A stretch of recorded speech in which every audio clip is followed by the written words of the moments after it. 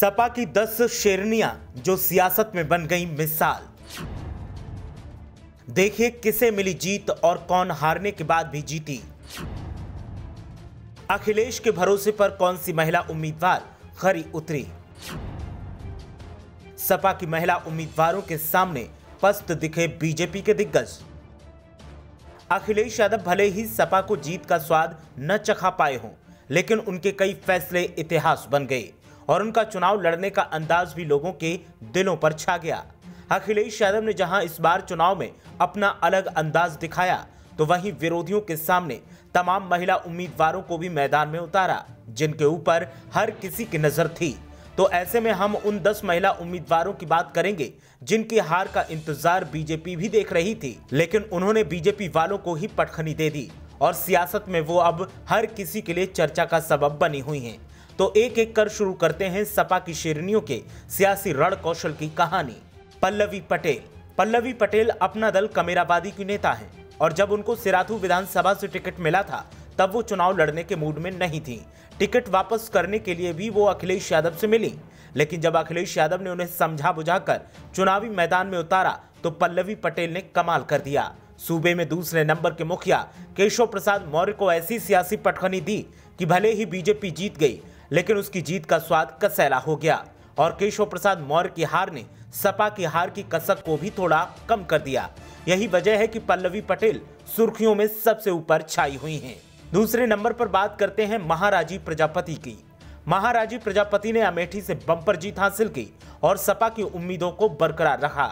महाराजी प्रजापति ने 18,000 से ज्यादा वोट हासिल कर जीत दर्ज की और बीजेपी के उम्मीदवार के छक्के छुड़वा दिए। महाराजी प्रजापति पूर्व मंत्री गायत्री प्रजापति की पत्नी हैं और उन्होंने चुनावी कैंपेन में जिस तरह से झोली फैला फैला कर वोट मांगे थे, वो अपील लोग खारिज नहीं कर पाए और महाराजी को जितवा दिया। तीसरे नंबर पर बात करते हैं उषा मौर्य की। हुसैनगंज विधानसभा सीट से उषा सपा के टिकट पर ताल ठोक रही थी और उनके सामने बीजेपी के उम्मीदवार रणवेंद्र प्रताप सिंह चुनौती पेश कर रहे थे। रणवेंद्र प्रताप सिंह अपने नाम के अनुरूप सियासी जीत का दावा ठोक रहे थे और सपा को लेकर तमाम टिप्पणियां कर रहे थे, लेकिन सपा उम्मीदवार उषा मौर्य ने उन्हें हराकर हर टिप्पणी का सटीक जवाब दे दिया।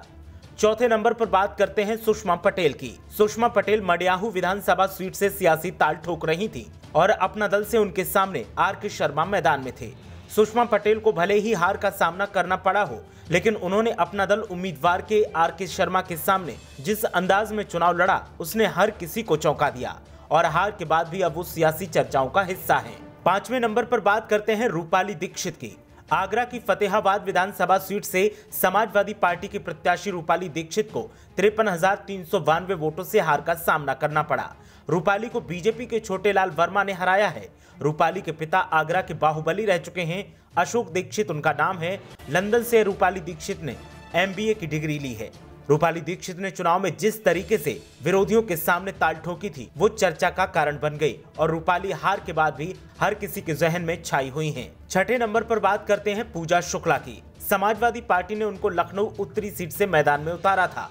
उन्होंने सीएम योगी आदित्यनाथ को काले झंडे दिखाए थे और तभी से वो सुर्खियों में थीं। पूजा शुक्ला को डिंपल यादव का करीबी माना जाता है और अखिलेश यादव को उन पर पूरा भरोसा था।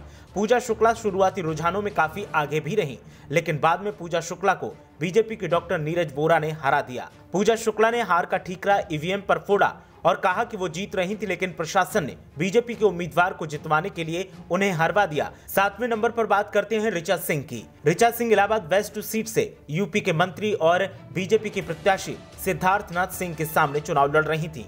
ऋचा ने 2016 में तत्कालीन बीजेपी सांसद योगी आदित्यनाथ के यूनिवर्सिटी दौरे का विरोध किया था। उनके विरोध के चलते योगी का यूनिवर्सिटी दौरा रद्द हो गया था और तभी वो सुर्खियों में आई थी, जिसके बाद ऋचा को समाजवादी पार्टी ने टिकट देकर मैदान में उतारा, लेकिन सिद्धार्थनाथ सिंह के सामने उन्हें हार का सामना करना पड़ा।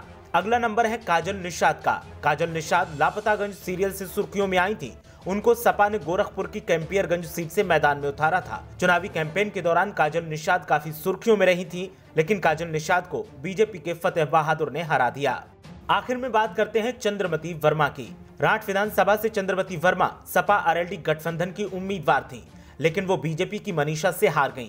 चंद्रवती वर्मा जिम ट्रेनर रह चुकी हैं। उनका डांस और स्विमिंग कॉस्ट्यूम वाला वीडियो बीजेपी ने वायरल कर जमकर उनके ऊपर कीचड़ उछालने की कोशिश की थी, लेकिन चंद्रवती वर्मा ने जिस अंदाज में चुनाव लड़ा वो अंदाज हर किसी के दिल पर छा गया और हार के बाद भी चंद्रवती वर्मा सुर्खियों में छाई हुई हैं। तो ये वो महिला उम्मीदवार हैं जिन्होंने बीजेपी उम्मीदवारों को पानी पिला दिया।